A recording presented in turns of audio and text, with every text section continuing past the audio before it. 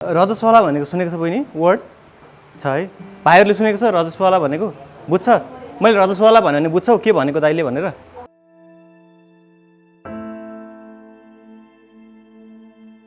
रगत बिनाको प्राणी बनाउ सक्ने भए, रगत बिनाको प्राणी बनाउ सक्ने भए दिनुभन्दा बरु रजस्वलाको सजाय। एकतिर मङ्गल ग्रहमा मानव बस्तीका कुरा आइरहेका छन्, एकतिर मङ्गल ग्रहमा मानव बस्तीका कुरा आइरहेका छन्, अर्कोतिर मेरा समाजका चेली छाउगोठमा जीवन गुमाइरहेका छन्। इतिहास सम्झेर नाक ठडाई हिँड्न छोडिदेऊ बहादुर, इतिहास सम्झेर नाक ठडाई हिँड्न छोडिदेऊ बहादुर। काम छैन गोर्खाली युद्ध लडेका कहानी बोकेर, अशुद्ध भई भन्दै उसलाई अँध्यारोमा धकेल्ने तिमी हो भन्नेले त यही भने, ज्यान गयो कमलाको सर्पले टोकेर। मान्नुहुन्छ म्याम यो कुरालाई? सर्पले टोकेर मारेको हो कि हामीले अँध्यारोमा धकेलेको हो त?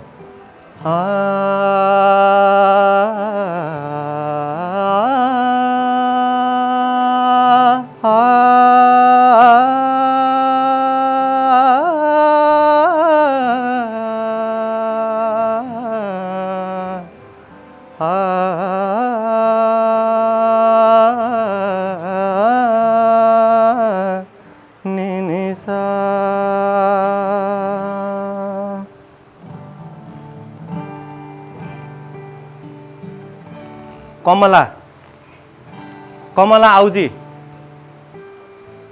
उनका 3 छोरा छन्, अहिले भर्खर 28 पुगिन्।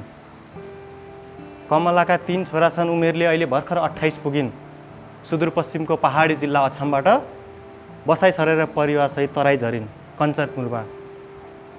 तर पहाड डाँडा काँडा उकाला ओह्राला कथाहरू बिर्सेर तराईका फाँटहरूका रहरहरू बोकेर तराई आउँदा आउँदै सँगसँगै एउटा कुप्रथा पनि बोकेर आए उनीहरूले र छोडेर आउन सकेनन् एउटा मानसिकता।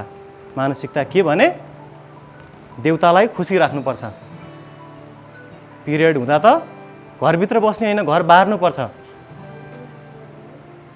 त्यस पछाडि उनका श्रीमान भारतको दिल्लीमा काम गर्दा गर्दै एउटा पक्की घर बनाए, तर बनाउन सकेनन्। पक्की सोच बनाएको पक्की घरमा एउटा कोठा दिएर श्रीमतीलाई राख्न सकेनन् र अन्तिममा कमलाले केही नगरेर अँध्यारोमा हिँड्नु पर्यो छाउगोठमा बस्न। आँखा झिमिक्क गर्न नपाई सर्पले आएर डस्यो। परदेशका श्रीमान घर फर्किन नपाई परलोक लागिन् कमला।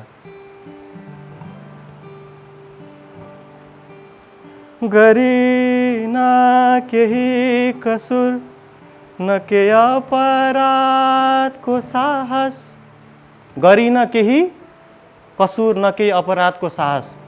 7 दिन महिनौँ पछि कारागारको बास। गरी न केही कसुर न के अपराधको साहस, 7 दिन महिनौँ पछि कारागारको बास। 7 दिन महिनौँ पछि कारागारको बास। आफ्नै घरको एउटा कोठो परेन मेरो भागमा, आफ्नै घरको एउटा कोठो परेन मेरो भागमा। धरती तिम्रै नियम तिम्रै निर्णय तिम्रै, तिम्रै धरती आकाश। धरती तिम्रै तिम्रै आकाश, नियम निर्णय तिम्रै।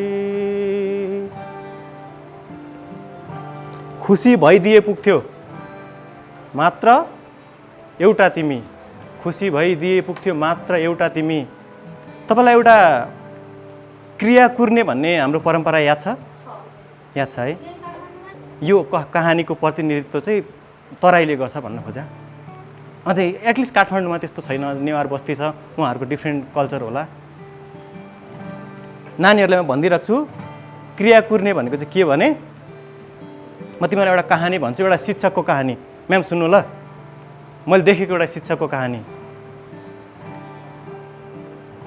क्रिया कुर्ने भनेको कुनै पनि घरमा कुनै पनि मान्छे मर्यो भने एउटा मान्छे आफ्नो प्रिय मान्छे गुमाउनुको पीडाले छोइरहेको बेलामा एक्लोपनले धेरै नदाबोस्, बेलुका बेलुका नराम्रा सोचहरूले दिमाग नखाओस् भनेर गाउँभरका घरबाट एक एकजना मान्छे मिलेर बेलुका बेलुका कुर्न आइपुग्नुहुन्छ 12-13 दिनसम्म।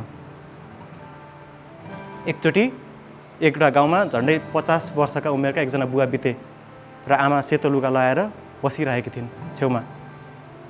बेलुका सबैजना कुर्ने मान्छे आइराख्दाखेरि एकजना शिक्षक आइपुगे। शिक्षक आएर दैलोमा खुट्टा मात्र टेक्न पाएका थिएनन्। आमा भित्रबाट आत्तिँदै रिसाउँदै चर्किँदै आइपुगिन्। किन छिरेको? निस्किहाल यहाँबाट। सबजना हेरेको हेरे, कारण शिक्षकको सरनेम विश्वकर्मा थियो। तर त्योभन्दा गहिरो कारण ती आमालाई डर थियो कुलदेवता बिग्रिन्छन् या भगवान रिसाउँछन्। एक हप्ता अगाडि मात्र श्रीमान बितेकी ती आमालाई कसैले सम्झाइदिएन यिनै कुलदेवता बिगार्ने कुरामा, यिनै भगवान खुसी पार्ने कुरामा। आजभन्दा केही वर्ष अगाडि मात्र श्रीमान मर्दा श्रीमतीलाई जिउँदै जलाइन्थ्यो। आमालाई कसैले सम्झाइदिएन।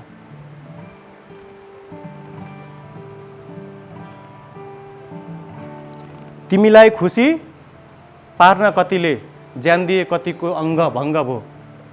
तिमीलाई खुसी पार्न कतिले ज्यान दिए कतिको अङ्ग भङ्ग भो। तिमी प्रतिको प्रेम होइन भगवान, यो तिम्रो नामको आतङ्क हो।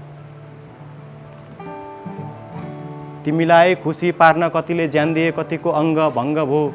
तिमी प्रतिको प्रेम होइन भगवान, यो तिम्रो नामको आतङ्क हो। मान्छौ बहिनी? मैले भन्ने कुरामा अग्री गर्यो? ओके। र त्यो आतङ्कले के जन्माउँछ भन त? छाउगोठ। छाउगोठ भनेको देवता रिसाउँछन्, कुलदेवता रिसाउँछन्, भगवान खुसी हुँदैनन् भन्ने डरको आतङ्कले जन्मिएको एउटा नतिजा हो।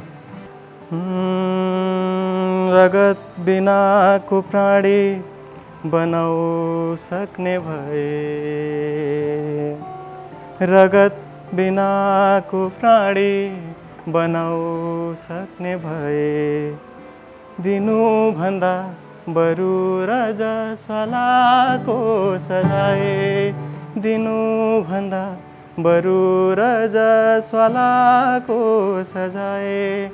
गरिन केही कसुर न केही अपराधको साहस, 7 दिन महिनौँ पिछे कारागारको बास, 7 दिन महिनौँ पिछे कारागारको बास।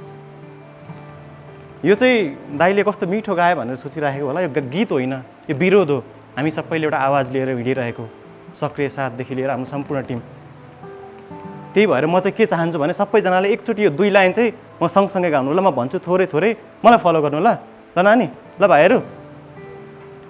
गरिन केही कसुर, गरिन केही कसुर न केही अपराधको साहस, 7 दिन महिनौँ पिछे कारागारको बास, 7 दिन महिनौँ पिछे कारागारको बास, महिनौँ पिछे कारागारको बास, 7 दिन महिनौँ पिछे कारागारको बास, 7 दिन महिनौँ पिछे कारागारको बास। भगवानले सुन्छन् सुन्दैनन् थाहा छैन, भगवानले सुन्छन् सुन्दैनन् थाहा छैन, तर मलाई यति थाहा छ भगवानले जवाफ दिँदैनन् र हाम्रो समस्यामा हात बढाउन आउँदैनन्। त्यसैले जवाफ हामी भित्रैबाट कसैले दिनुपर्छ र हात हामी भित्रैबाट कसैले अघि बढाउनुपर्छ। तिम्रा ती देवता तिम्रा ती दूतहरू रिसाएछन् भने, तिम्रा ती देवता तिम्रा ती दूतहरू रिसाएछन् भने, तिम्रा ती देवता तिम्रा ती दूतहरू रिसाएछन् भने, जे जति तोक्छन् सजाय बरु सबको भाग मलाई देऊ। पुस्तौँदेखि महिलाहरूलाई जिउँदै जलाउने वीरहरू आउन अन्तिममा हिम्मत गरेर यहीँ छाउगोठलाई जलाइदिऊ। Thank you.